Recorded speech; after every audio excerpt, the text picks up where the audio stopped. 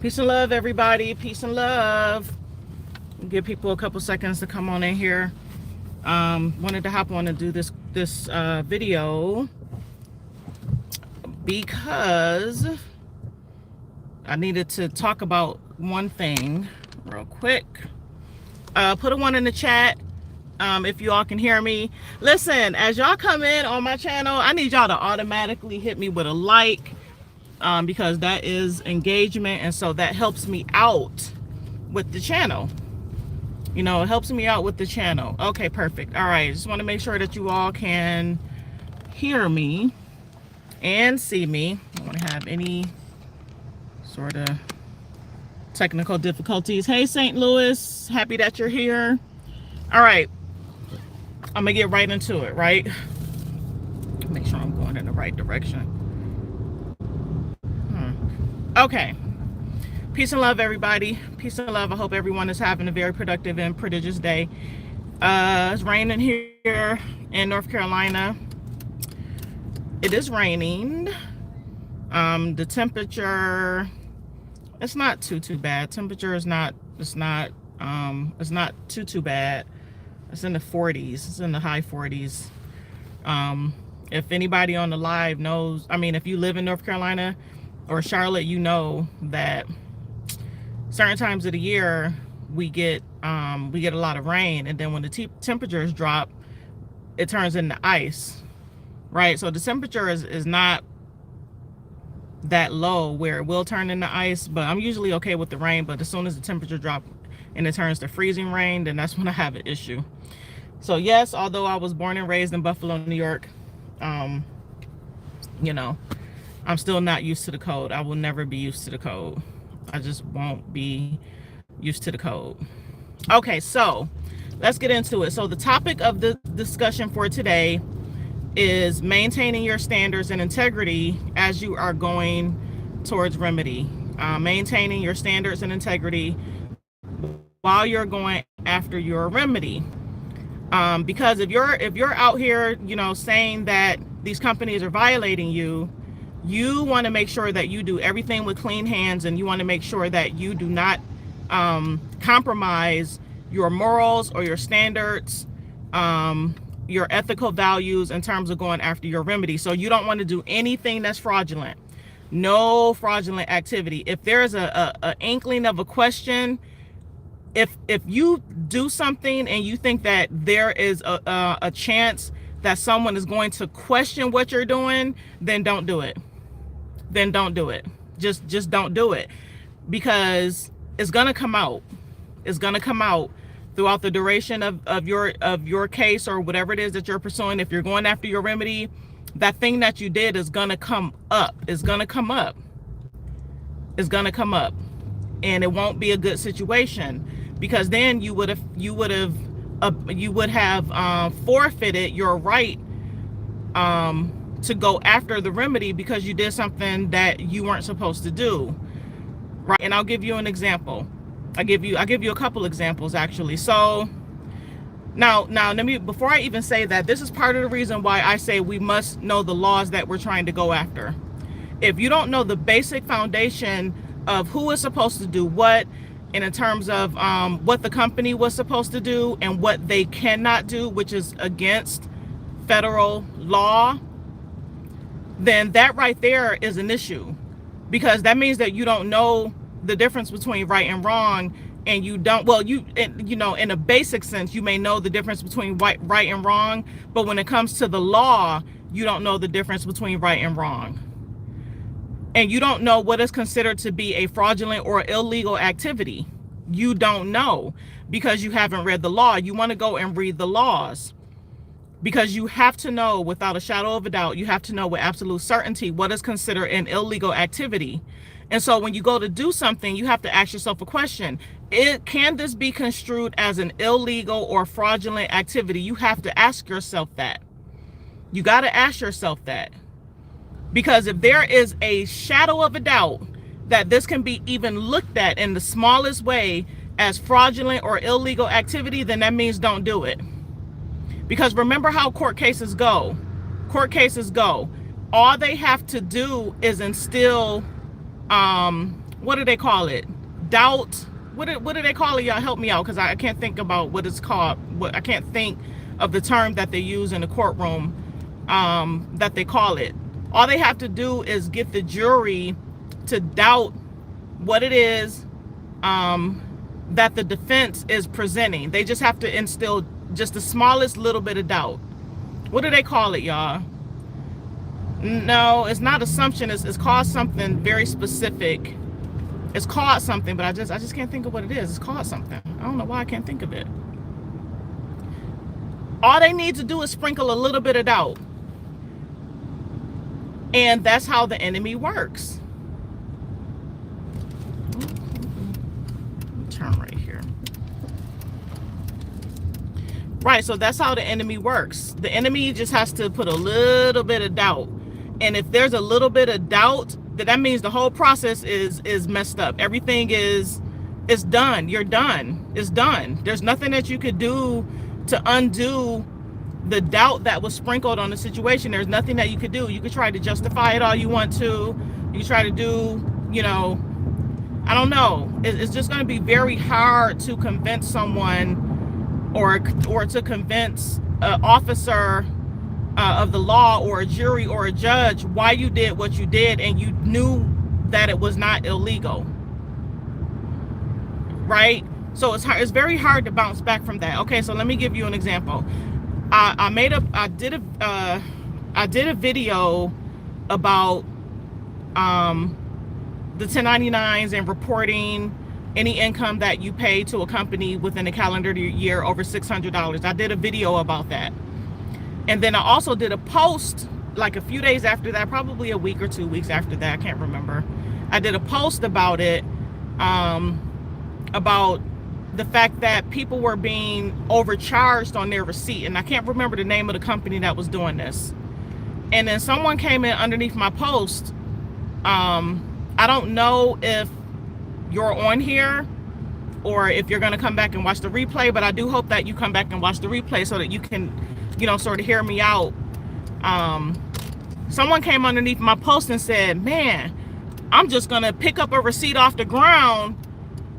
And basically what they were implying is that they said they're going to pick up a receipt off the ground because remember, I was telling everybody to make sure that you keep your receipts, especially if you're going to do that process, right?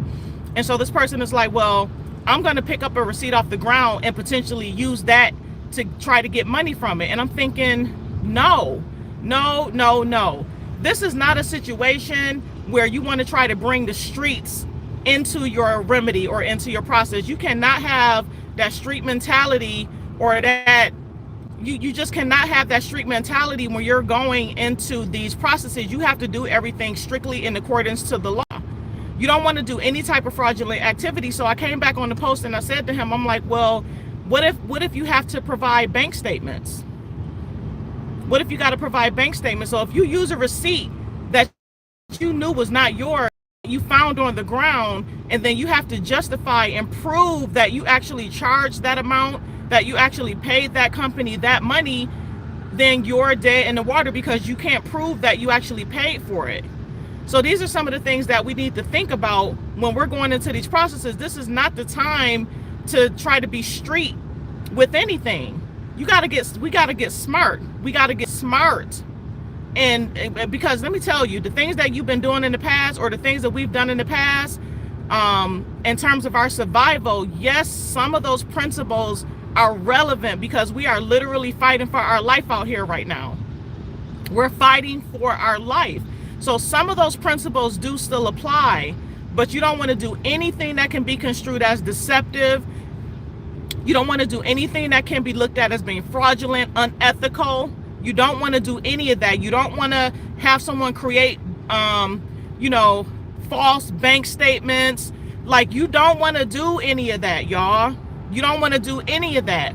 You want to do everything with complete honesty and integrity. Use the paperwork that you have. If you don't have it, then don't use it. If you don't have it, then don't use it. If you don't have it, that means that that particular remedy just was not for you. The thing of the matter is that we have to rise above and beyond what these people have done to us, because they will never, ever, ever operate with clean hands. But when we're coming to the table, unfortunately, even though they're damaging us and they're violating us, we still have to come to the table with honesty, integrity, and with clean hands all the time. 100% of the time, we have to make sure that we do everything in honesty and integrity. We always have to remain in honor when going after these processes, period. There's no if, ands, or but. There's no gray line. There's no middle ground. None of that. It's you either doing everything with honesty and integrity or you're not. That's just the way it is. And so you have to do a self-reflection in the mirror. You got to really look at yourself in the mirror and really understand who you are when you're doing these processes, because if you've done any type of fraudulent activity in your past that you have not rectified, now is the time for you to rectify these things. Now is the time. Because I can tell you this, if you're going after a remedy and you have done anything fraudulent in your past that you have not made, you haven't settled the matter, you haven't reached out to the parties to make sure that they, whatever the situation was, if you have not fully rectified the matter, that karma is going to come back to you while you're trying to go after your own remedy. While you're trying to say that you're violated and you're going after your own remedies, that very karma from the fraudulent, unethical, dishonest activities from your past is going to creep back on you and it's going to bite you in the butt. That's just the way it works. That's just the way it works. No ifs, ands, or buts. That is just the way it is, and it is always going to be that way. What you put out in the atmosphere is going to come back to you 100% of the time. It don't matter if it's tomorrow, next year, 10 years from now, I can guarantee you that it's going to come back. It is going to come back. You already know that's an unspoken law. So that's what I'm saying to you. If you don't think that you're going to get away with what you did in the past, it's going to come back, y'all. So that young man that made that comment on my page, I want you to hear what I'm saying to you. Do a self-reflection. You got to get your mind right and you got to get your spirit right when you're going after these remedies, because it's not just about you submitting the paperwork. It's deeper than that. And y'all hear me saying on the channel all the time. You hear me saying on the channel all the time. And let me just say this. Some of the things that people do may not be intentional. It may very well not be intentional. We do things thinking that it's the right thing, but we do things because we don't have all the information and education that we should have before we do something. I'll give you a second example.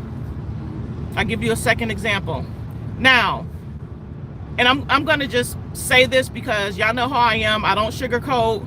I'm very straightforward. It is what it is. If you don't like it, you're just gonna have to deal with it, because there's nothing else that I just got to be myself when I speak my truth. When I'm speaking about these things, I got to be straightforward for a reason. I can't sugarcoat, because we're at a point right now in society where I don't have time to hold people's hands, and I don't have time to deal with certain thought process that is going to make me raise my eyebrow and be like, wait a minute, why would you do that? That means that you are either not, you either have not studied the way that you're supposed to study, or you're rushing and you're not thinking things all the way through when you do certain things. That's what that tells me. When I hear people say certain stuff, see people do stuff, that tells me that you're not well-rounded and you're not well studied. Because there's no way that a person in their right mind would do certain things. And maybe you thought that it was the right thing, but again, that's why you got to study. Because if you let's say for instance, right? And this is my second example. This is what it's leading into. If you're going after the FDCPA, and you know that the FDCPA states that a debt collector cannot use any sort of false or misleading representations. If you know this, if you know that a debt collector is not supposed to use false and misleading representations, or if you're dealing with the Truth in Lending Act, keyword truth, and you know that there are certain things that these lenders cannot do pursuant to the law, then why would you do it? Why would you do it? For instance, I can't think of the code right now. Somebody can go ahead and look it up. One of the codes say that the debt collector cannot use any sort of identifying mark on their letters or the envelopes that they use to send to you in the mail if they're attempting to collect the debt, right? That's in the code. I can't think of it right now. It's 15 USC 1692 something. It's in the FDCPA. Somebody can go ahead and look it up. I did a video about this. One of my other videos, I talked about this. Because here's the thing. You have a right to privacy. Because you have a right to privacy, a debt collector is not supposed to send you a letter with a logo or a mark identifying them as the debt collector on the outside of that envelope, nor in the contents of the envelope. Because you may have other people that may retrieve your mail. You have the mail person that delivers your mail. You have the mail handler that processes your mail at the post office. And then you may live with other people. So you have other people that may go and take the mail from the mailbox and hand it to you. And they're going to see, oh, well, they have an account with this company. They have an account with that company. Or they received a letter from a collection agency. You have a right to privacy, remember? So nobody is supposed to see your business because you have a right to privacy. Nobody else is supposed to know what's going on with your personal business because you have a right to privacy. So the FDCPA states that a debt collector cannot use any sort of identifying mark on the mail or inside of the contents. Okay, so what is it? What is an identifying mark? Someone come in the comment section of this video and I want you all to tell me what is considered an identifying mark of a debt collector when they try to communicate with you. I want you all to think about this for a minute. What is an identifying mark? Right, a logo. That's an identifying mark. An identifying mark is also putting their name on the outside of the envelope. That's an identifying mark. A mark is also considered a name or a trade name. That's considered an identifying mark, right? Right, a logo. Okay, so if the FDCPA is telling you that you cannot use an identifying mark, then why in the world would you go and pull a company's logo off of the internet and put it on your envelope when you're sending the mail? When you're sending outgoing mail? Why would someone think to do that? That's my second example. So what I'm saying to you all is it's very important to read the laws to know what they can do and what they cannot do. Because if they can't do it, that means that you can't do it either. I mean, you can do it, but you shouldn't do it. So because that individual took mail and put a company's identifying logo on the mail and they sent it out through the post office, that is considered mail fraud. Because you don't have, number one, you don't have the permission. You never got you don't have explicit written or verbal permission from the company to use their likeness. And then they took it a step further. They took the mail and they addressed it from the company to the company, sort of like a self-addressed mail envelope. But the thing of the matter is when you go and open the envelope on the inside, there are letters on the inside.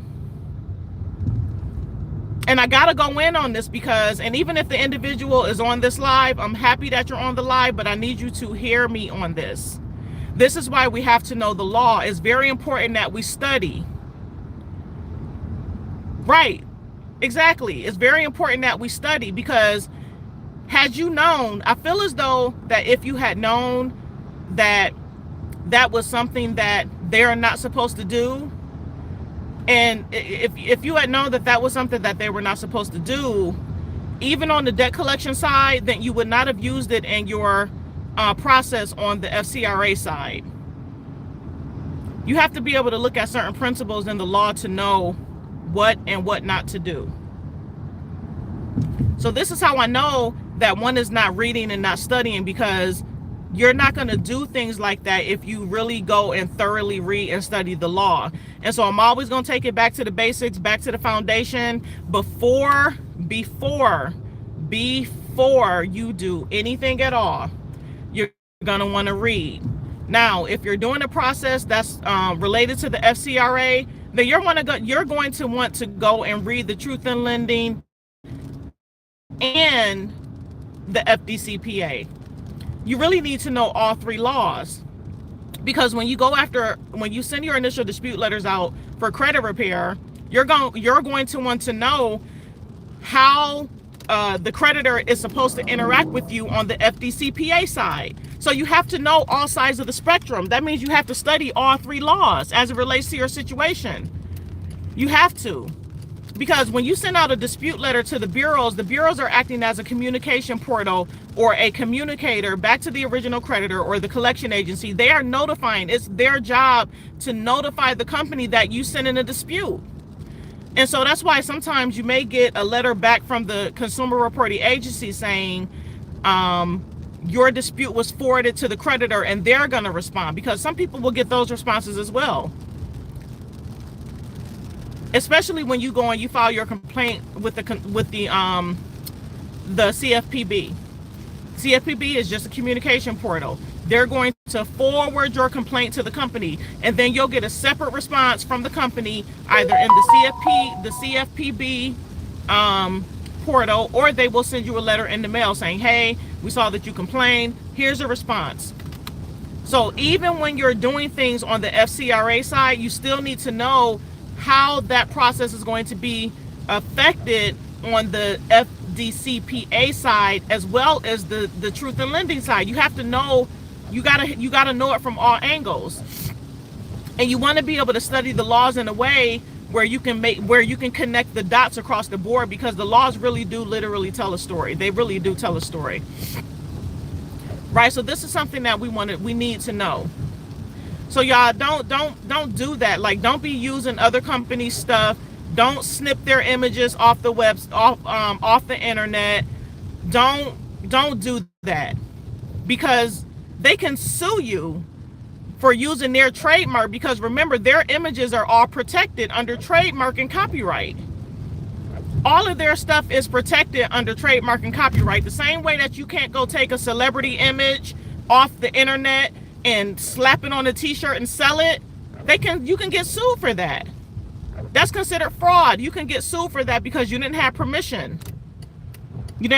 So everything that you do, with regards to these processes, you got to put it under the microscope. You really, really do have to put it under the microscope, and you got to slow down. You really got to slow down. I can't say that enough.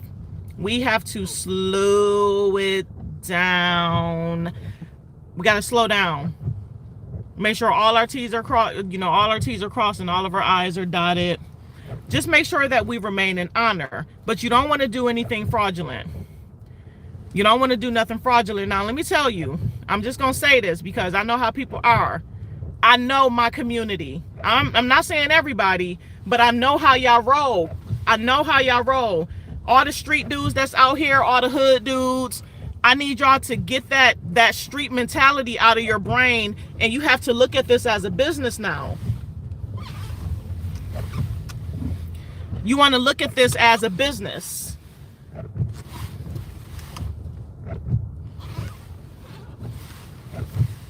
You want to look at this as a business, right? So the stuff that we was doing out here in the streets and stuff, you don't want to take that same mentality into these processes with you. We gotta bring it up a notch. All right, so let me see what y'all got in here, because I just parked.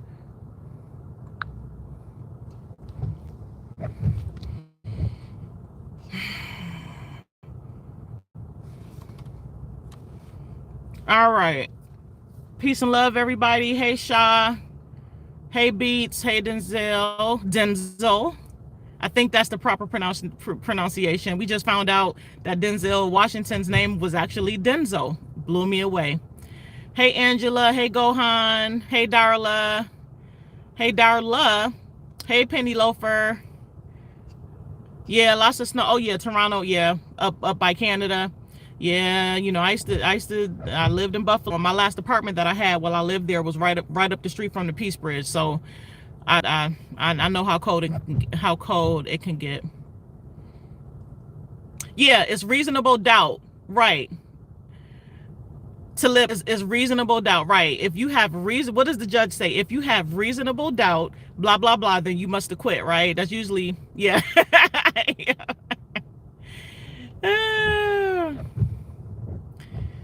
Yeah. You said I believe we have to apply for SSN, I-10 as well. It seems awesome. Now listen, all central banks are going to soon be connected to that digital currency system, so y'all definitely want to watch out for that. Yep, stay honorable in your process. Have honor. You got to have honor. I'm currently at the point of arbitration with my power company. They have interrupted my service 3 times in November without giving. Yeah, you got to take it, go to the next step. It is essence. It's very, very, very spiritual. So that's why we can't just be doing stuff. Thank you so much, Richie. 15 USC 1692 B5. Yep, logo, $. Exactly. Logos like Target, their name, postcards. Yep, they're not supposed to send you postcards. They're not supposed to have any information on the outside. I did a video. No, I'm sorry, this is a different video. This wasn't related to the topic, but it was just interesting because it just tells you the fact that people really, these debt collectors, they really don't know and study the law, right? My glasses got me. They don't know and study the law. So I did a TikTok video. This was last year sometime. I can't even remember. It was an apartment complex. It's on my TikTok. It was an apartment complex that what they did is they put a bulletin board outside on the corner to where the apartment complex was at, and they listed all of the apartment numbers that people was late on their rent. Like, it was, people was driving by in the street like, oh man, they got this outside. Oh man, they got this outside. And they was clowning them and doing all this crazy stuff. But yeah, they created like this stand. It was this stand, and so they had all of the apartment numbers on the stand, and all of the ones that were circled were all the ones who people were behind on their rent. And I'm sitting up here like, and see, what they're not realizing is that that is an attempt to collect the debt, and that is also that apartment complex. They are communicating with someone other than the consumer in an attempt to collect the debt, because they used that bulletin board or whatever it was that they put outside as a means of communication.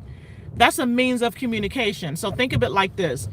When you have a company that's reporting on your credit report, you do know that they're communicating with you. That is considered a means of communication.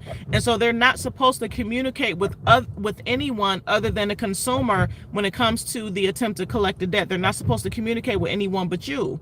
So the very fact that they're reporting, that's a form of communication. So these are some of the principles that we need to look at when we see things out here. Every time we look at something out here, we got to look at it through our spiritual eyes, and now we got another set of eyes, which is our consumer eyes, right? Because we're studying the law. So we want to be able to look and be like, oh man, they did that. Nope, you can't do that. That's wrong. That's against the law. That's against the law. That's against the law, right? You got to be able to point it out. That's how quick you want to be in spotting this stuff, because it's happening every single day. And the stuff that we look at all the time that we don't realize is some sort of violation. All right, let me see what else y'all got in here.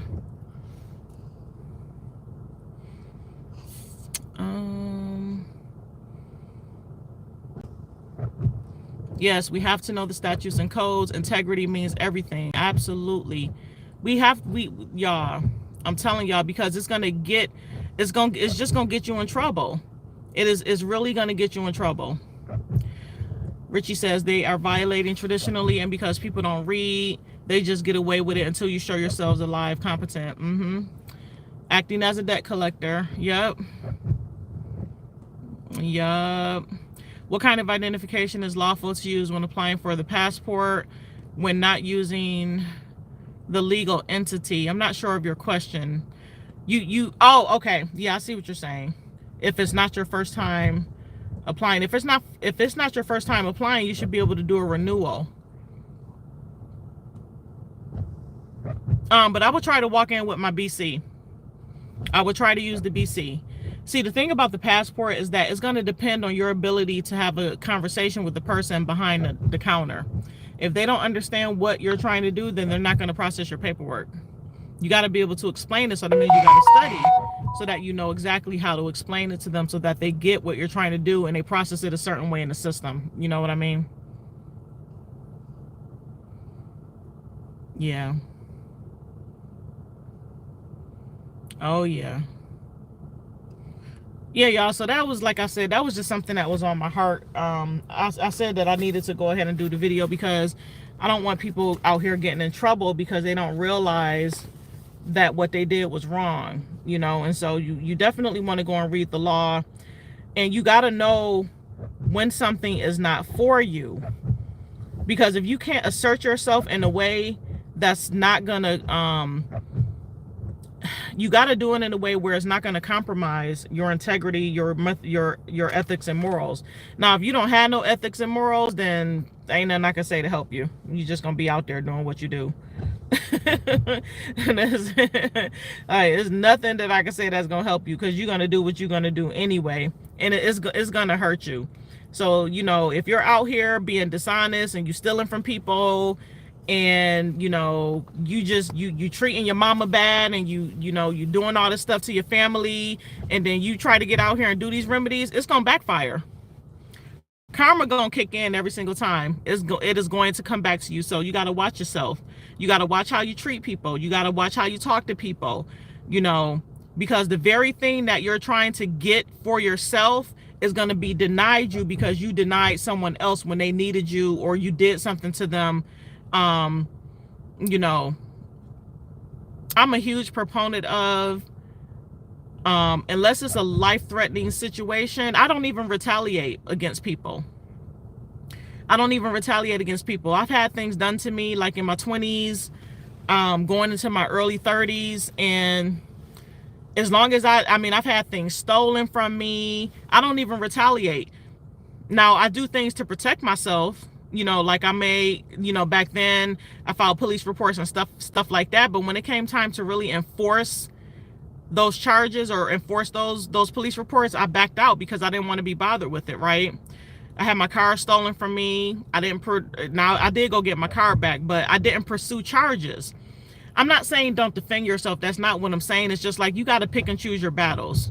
You really got to pick and choose when to let something go, or you got to pick and choose if you're going to fight for it. It just depends on what it is, and every situation is going to be different. It's not going to be the same in every single situation. It's not going to be the same, so you got to be very, very discerning. And the key is to treat people how you want to be treated.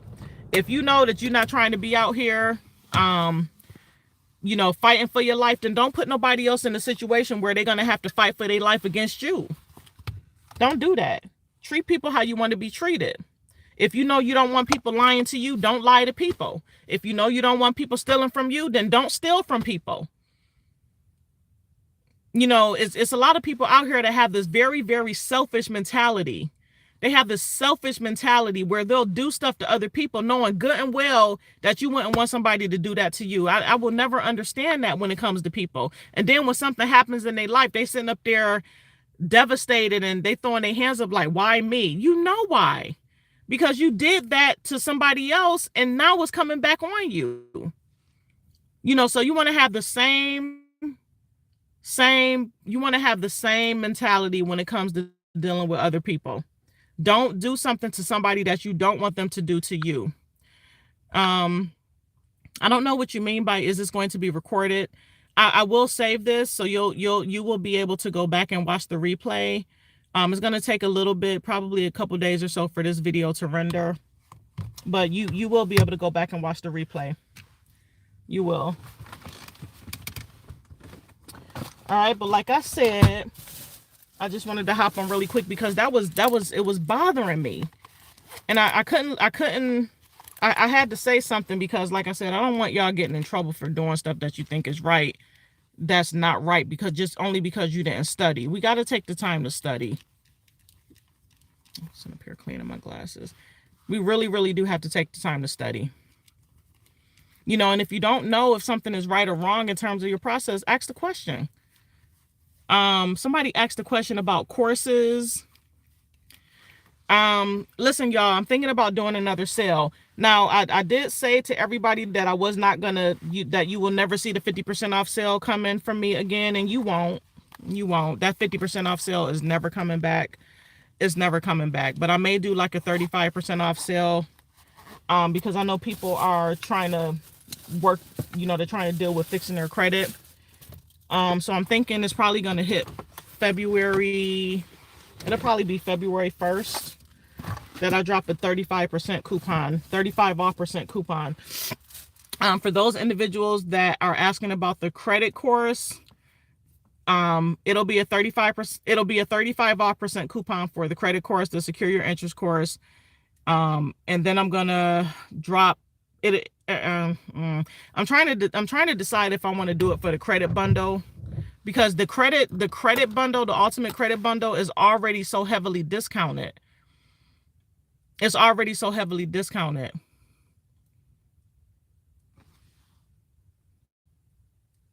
Oh, the mortgage application. Oh, okay. Yeah, somebody asked me to explain that. Okay, so for the mortgage application, there was a post that I made in the community section of the channel, talking about how there is a demand for mortgages now. There's a demand for mortgages. So you all know that I've been talking about, going off grid and all of that sort of thing. So the reason why I made the post and I said, look at it as look at it with your spiritual eyes, is because a lot of people may think about selling right now. So it's actually a good time to sell, because because the rates are down. So if you put your house on the market, it's going to sell fairly fast, for multiple reasons, because you have a lot of hedge funds and you have a lot of big corporations that's buying up a lot of the real estate in the U.S. Previously, I was very, very against this happening, because I'm looking at it like, okay, well, the United States is just going to be a bunch of renters, right? And the rental rates are up too. But now is your time. If you're going to purchase a house, now is the time to purchase a house, if that's what you're going to do. But for those individuals who know that they're going to be leaving the city, such as myself, we're going to be moving out of the city, now is the time to sell. And I know that the property values in my neighborhood doubled since we moved over there. So you can look at it two different ways. I mean, it's just, the market is going to work for whoever wants to do something right now, either a buyer or a seller. That's how I see it. But the market indicators are evidence of a change that is coming. So you want to pay attention to the changes in the market, right? The stock market, the real estate market. You want to look at some of the habits and some of the things that these companies are doing. There's a lot of people that are laying people off. I'm talking about massive layoffs are coming. Massive layoffs are coming. So you got to just stay plugged in and look at stuff and really figure out what it is that you're trying to do. All right, y'all. I'm gonna hop off because I gotta go in here for an appointment. All right. Let's see. I've been hearing should wait to purchase. Yeah, but listen, whatever you do, do it now. Don't wait. Whatever side of the spectrum that you're gonna fall on, I would not wait. I wouldn't wait. Because think about it. It's gonna be easier. So, like, let's say for instance, you're living in an apartment right now. If something happens with your income, it's easier for them to evict you in an apartment. If something happens with your income and you're in a house, it's harder for them to foreclose, meaning it's a longer process in order for them to get you out of the house. They can get you out of an apartment in 30 days. With a foreclosure, you can drag that thing out. You can drag it out. You could potentially stay in a house for a year without paying a mortgage. There's definitely some benefits to ownership. Don't let people talk you into waiting. Do what you got to do, because you don't know how that market is going to change. Listen,